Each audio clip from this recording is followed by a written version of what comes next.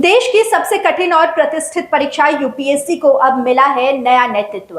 पूर्व रक्षा सचिव डॉक्टर अजय कुमार बने हैं संघ लोक सेवा आयोग के नए चेयरमैन, जबकि वरिष्ठ प्रशासक अनुराधा प्रसाद बनी है आयोग की नई सदस्य।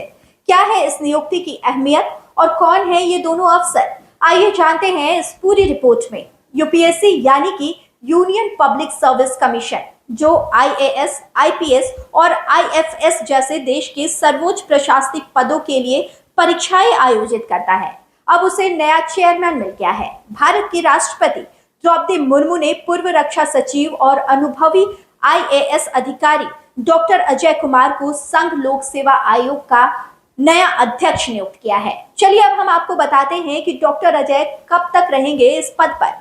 डॉक्टर अजय कुमार अपनी नियुक्ति की तारीख से अधिकतम 6 वर्ष तक अथवा 65 वर्ष की आयु तक, जो भी पहले हो, यूपीएससी अध्यक्ष के पद पर बने रहेंगे। बता दें कि इससे पहले इस पद पर प्रीति सूदन कार्यरत थी, जिनका कार्यकाल 29 अप्रैल को समाप्त हो गया था। उनके रिटायरमेंट के बाद यह कुर्सी खाली थी, जिसके बाद अब डॉक्टर अजय को इस पर नियुक्त किया गया है। अब चलिए हम आपको बताते हैं कि आखिर कौन है डॉक्टर अजय कुमार। 1985 बैच के सेवानिवृत्त आईएएस अधिकारी हैं अजय कुमार। केरल कैडर में उन्होंने अपनी सेवाएं दी हैं। 2019 से 2022 तक भारत सरकार के रक्षा सचिव रहे हैं। सरकार के साथ साथ टेक्नोलॉजी और रक्षा क्षेत्र में भी उनका योगदान उल्लेखनीय रहा है। वे आईटी और साइबर डिफेंस से जुड़े कई राष्ट्रीय परियोजनाओं से भी जुड़े रहे। डॉक्टर कुमार को प्रशासनिक कुशलता, रणनीतिक सोच और राष्ट्र सेवा के प्रति उनकी प्रतिबद्धता के लिए जाना जाता है। अब उनका अनुभव और नेतृत्व यूपीएससी जैसे संस्थान के लिए एक नई दिशा तय करेगा। अब चलिए हम आपको ये भी बताते हैं कि कौन है अनुराधा प्रसाद, जो बनी है यूपीएससी की नई सदस्य। 1986 बैच की ओडिशा कैडर की आईएएस अधिकारी अनुराधा प्रसाद को यूपीएससी का नया सदस्य नियुक्त किया गया है।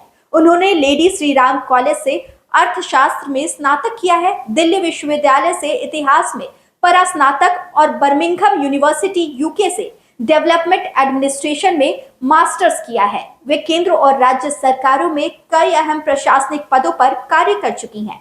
उनका अनुभव शिक्षा, सामाजिक न्याय और विकास प्रशासन जैसे विषयों में रहा है, जो यूपीएससी में नीति निर्धारण और सुधार के लिए उपयोगी साबित होगा। अब चलिए हम आपको ये भी बताते हैं कि यूपीएससी की भूमिका क्या होती है और इसमें नियुक्ति प्रक्रिया क्या होती है।